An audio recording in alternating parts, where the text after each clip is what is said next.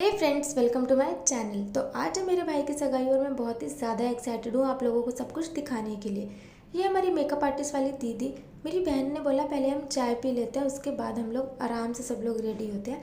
तो भाई चाय पीने के बाद हम सब रेडी हुए और अब यहाँ पे हम बिल्कुल रेडी हैं निकलने के लिए। और मेकअप आर्टिस्ट वाली दीदी को हम लोग अपने साथ ही ले जा रहे थे क्योंकि उन्हें रास्ते में ड्रॉप करना था।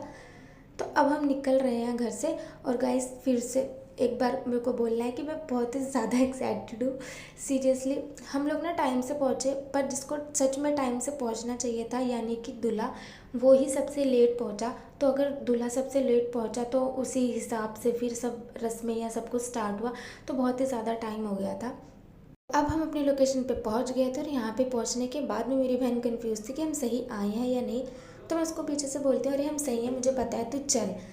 तो अब हम ऊपर जाने के लिए लिफ्ट ले रहे हैं। और गाइस यहाँ पे ना मुझसे थोड़ी सी गलती हो गई, मतलब मेरा कैमरा ना नीचे की तरफ हो गया।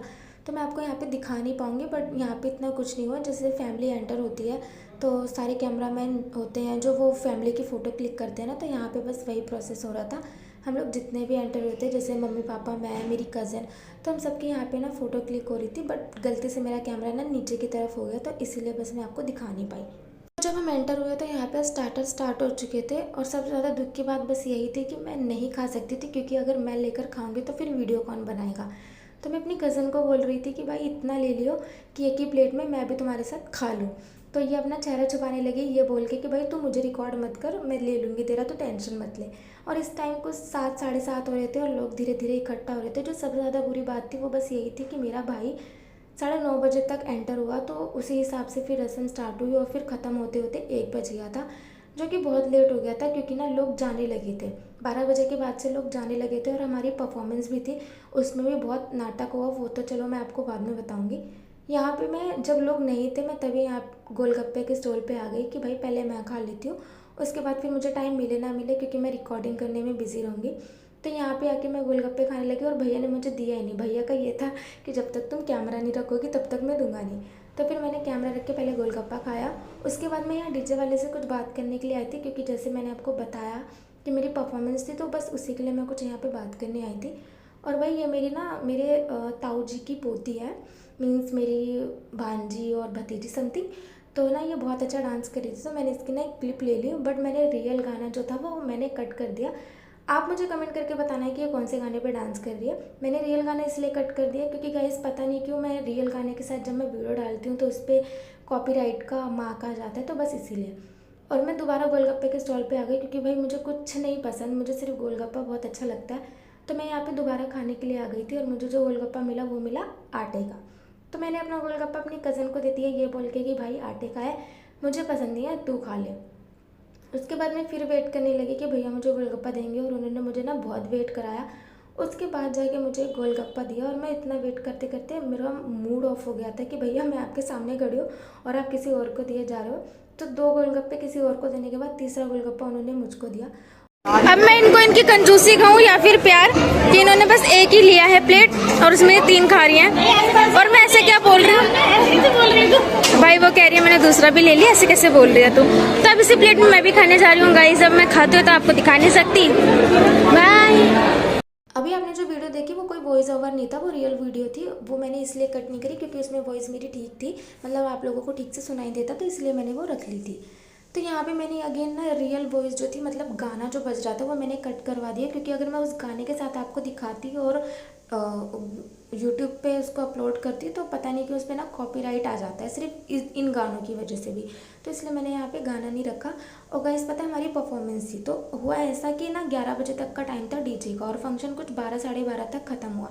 तो उन्होंने बिल्कुल मना कर दिया था, उन्होंने बोला अब हम डीजे नहीं चलाएंगे। मैंने उनसे बहुत बात करी और मेरा बिल्कुल ना रोने वाला चेहरा ऑलमोस्ट हो ही चुका था, मेरे आंसू निकल ही जाते। फिर मेरा भाई आया, उसने भी बहुत बात करी पर वो नहीं माना। उसने बोला जो हमारा टाइम है वो हमारा टाइम है, हम उसके ऊपर नहीं चलाएंगे। पर गाइस पता नहीं क्या हुआ, एकदम सडन वो माना और उसने बोला कि ठीक है मैं 15 मिनट का आपको टाइम देता हूँ, आप लोग अपना जो भी है जल्दी से कर लो। तो मेरा वैसे भी 13 मिनट का सॉन्ग था, तो मैंने अपनी परफॉर्मेंस अच्छे से करी, वो मैं आपको दिखाऊंगी, पूरी वीडियो अपलोड करूँगी उसको मैं बाद में। ये मेरी भाभी है, यहाँ पे गाना चल रहा था नींद चुराई मेरी किसने ओ सनम तूने। तो मेरे को ना ये मोमेंट बहुत अच्छा लगा, तो बस इसलिए मैंने इसे कैप्चर कर लिया, क्योंकि मेरी भाभी भैया की तरफ हाथ करके बोल रही थी कि तूने।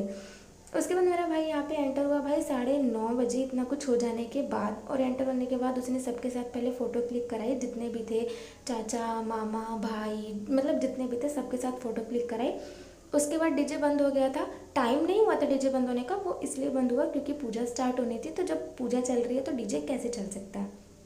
तो हमारे यहाँ सगाई ऐसे होती है कि जब दूल्हा आता है तो एक यही पूजा कराई जाती है, जिसमें जो लड़की वाले के तरफ के होते हैं वो सारे नेक देते हैं, टीका लगाते हैं, गिफ्ट देते हैं और ये जो भी पूजा होती हो। उसके बाद हमने सोचा कि चलो भाभी को मिल के आते हैं। भाभी ऊपर बैठी हुई थी रूम में, तो हम लोग तीनों बहनें गए भाभी को मिलने के लिए। ये मेरी भाभी है, वहाँ पे जाके मेरी बहन आराम से बैठ गई थी कि भाई मैं तो बैठ गई हूँ, अब तुम्हें जो बात करनी है वो कर लो।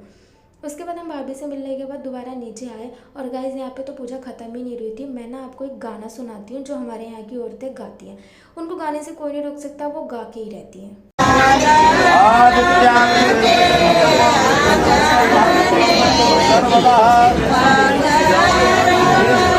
कुछ भी नहीं समझ में आया ना, लेकिन मैं आपको जितने भी फैमिली फंक्शन दिखाऊं अपने चैनल पे, आप एक बात याद रखना, आपको ये गाना सुनने को ज़रूर मिलेगा, चाहे आपको समझ आए या ना आए। हमारे यहाँ की औरतें गा के ही रहती हैं हर फंक्शन में। इसके बाद भाई भाभी की एंट्री हो गई थी कुछ 11 साढ़े 11 बजे तक। और भाभी का भी सेम वही प्रोसेस है, मतलब सेम वैसी ही चीज़ें होती हैं जैसे कि दूल्हे के साथ होती है, और दुल्हन के साथ भी सेम ही चीज़ होती है। दुल्हन भी आने के बाद जाके स्टेज पे बैठती है और सेम वही चीज़ जो दूल्हे के साथ हुई। जैसे कि अब दुल्हन बैठ रही है तो अब जितने भी लड़के वाले हैं, मतलब दूल्हे के साइड वाले हैं, वो सारे भाभी को आके यानी दुल्हन को आके गिफ्ट देंगे, नेक देंगे, टीका लगाएंगे, यही सब होता है। उसके बाद एक और चीज़ होती है, पर मैंने सोचा कि वो आराम से देखते हैं अपने हाथ में कोल्ड ड्रिंक लेके, क्योंकि मुझसे तो वो चीज़ नहीं होती। तो वो चीज़ ये है कि दूल्हे की जितनी भी बहनें होती हैं, जैसे कि हम 3 बहनें हैं और जो भी कज़न सिस्टर होती हैं वो भी, देखो मैं आराम से जूस लेकर फंक्शन देखने वाली हूँ। तो यहाँ पे क्या होता है, जैसे दूल्हे की बहनें होती हैं वो सारी आती हैं और जो भी भाभी का सामान लाए होते हैं लड़के वाले, जैसे कि यहाँ पे ये मेरी बहन बैठी है, बड़ी बहन बैठी है, मेरी कज़न्स बैठी हैं, तो जाके भाभी को ना एक एक करके वो चीज़ें लगाते हैं। जैसे अगर लिपस्टिक, मतलब जितना भी कुछ मेकअप का सामान होता है वो जस्ट दिखाने के लिए बस ऐसे टच करते हैं। तो ये भी एक रस्म होती है। उसके अलावा जितना भी कुछ जैसे जो भाभी को देना होता है, जो भी होता है, वो सारी मेरी बड़ी बहन आके यहाँ पे आगे सामने करती है। वो सब मैंने वीडियो में रखा नहीं, वो मैंने कट कर दिया, पर मैं आपको बता रही हूँ कि ऐसा होता है हमारे यहाँ। उसके बाद अब यहाँ पे कुछ नहीं, बस ये दूल्हा दुल्हन फ़ोटो खिंचा रहे हैं, थोड़ी फुटेज खा रहे हैं और अब बैठ के ये लोग फ़ोटो क्लिक कराएंगे।